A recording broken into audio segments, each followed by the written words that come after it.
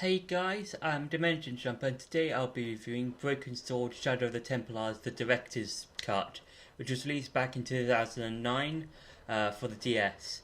Now, this game originally released back, I think, in the late 1990s, but I'm mainly going to be reviewing the DS version because that's the one I mainly played.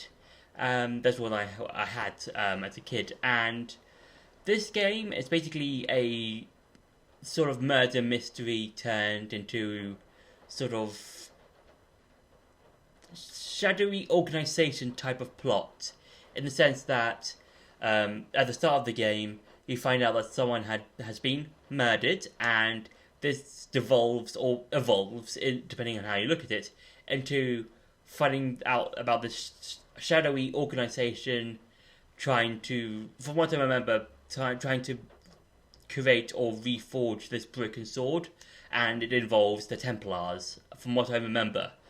I don't 100% remember. I don't 100% remember a whole lot. It has been a long time since I played the game, so I do remember small bits and pieces of it.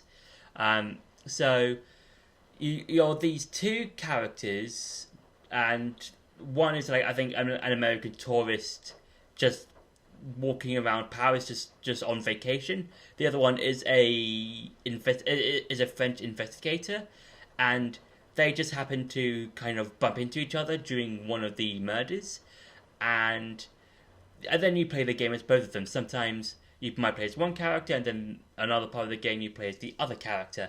And I think the plot is, I think, very interesting in terms of, like, you are learning stuff about the case and about the clues and the stuff you collect along the way. And it's one of those games in which it's a point and click game, which I'll talk about in the gameplay section. But what I mean by this, about point and click, is that you control a character, but by pretty much just pointing them where they need to go. So whether it's talking to a character, going to another location, going across a room, picking a particular item up for a clue or stuff like that. So I think it's a really interesting and different way to a lot of the other games that I've played, because a lot of the other games I've played are more action based, more just using various weapons like swords and bows and different types of melee weapons and stuff like that. So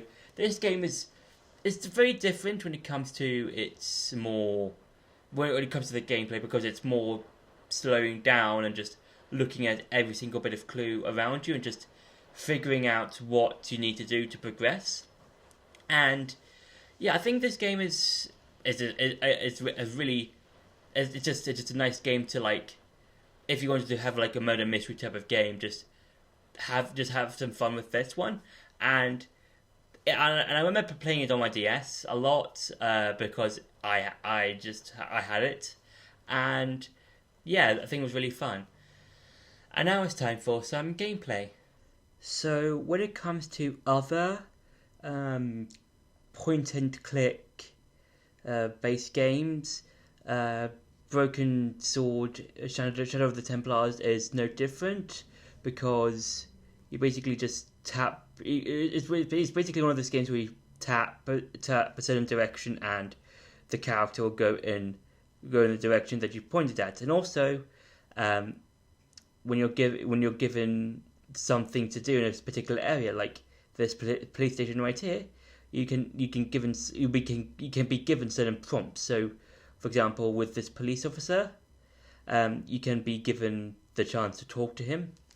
And for the DS version, or this particular version, I think there are other versions of the game, but with this version, because this is the most, because I think there are other versions, but this is the version that I'm more used to. So with this version, you will see, like, whenever someone's talking to another person, you'll see that there's their portraits of the two people and when they're talking, and you're given basically some prompts to do. So any suspects, any clues you might have been given. So if I choose on the suspects, Uh, they are like, you'll be given some bit of information on what's going on, and for some of the clues, and some won't work. So, for example, this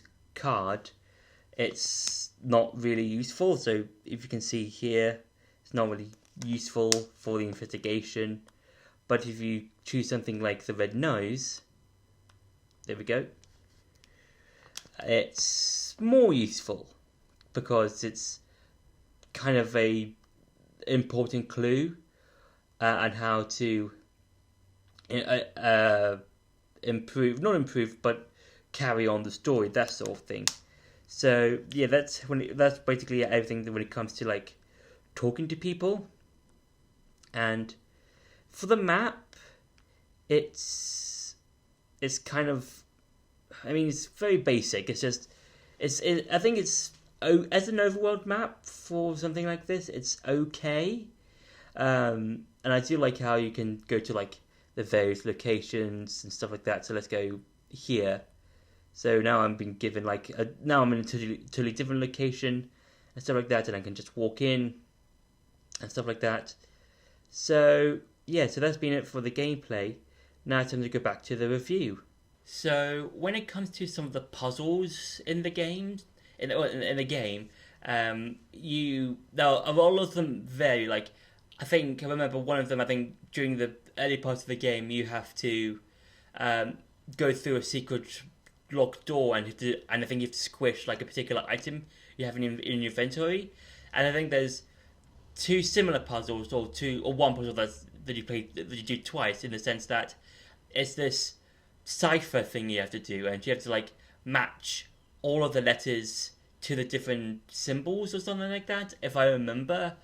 And that particular one was probably the hardest for me, because there's just like, I had to find like, oh, this word or this letter is related to this symbol, and another letter means another symbol, so I have to like decode it. And that's, even though that was more my personally hard ones to do, I think that's really a sort of interesting puzzle to do, because you have to really think of, okay, what is this message trying to say, and how will this message be played out, and how will it look like in the end. And even though it was, for me personally, when I was growing up, or whenever I played it as a kid, even though it was kind of difficult, I can kind of see the genius of that, of how to decipher, or how the game tells you to decipher messages like that. And I think the game is really good in that sort of sense. Like, it tells you, like, okay, whenever you're talking to a character, have they seen these particular people, or what do they know about this particular clue, or bit of evidence that was left at a particular crime scene, and stuff like that. And yeah, it's just one of those just games that just makes you kind of like think a bit outside the box, kind of, but trying to keep you in it a bit. It's like, that's how I personally see it. Just like, think how a detective or an investigator would do. And yeah, it's just one of those games that I just remember playing a whole lot as a kid, and it's just really fun. So yeah, so that's been my review for Broken Sword: Shadow of the Templars. I hope you enjoyed this video. Don't forget to like, share and subscribe, and I'll see you in the next video.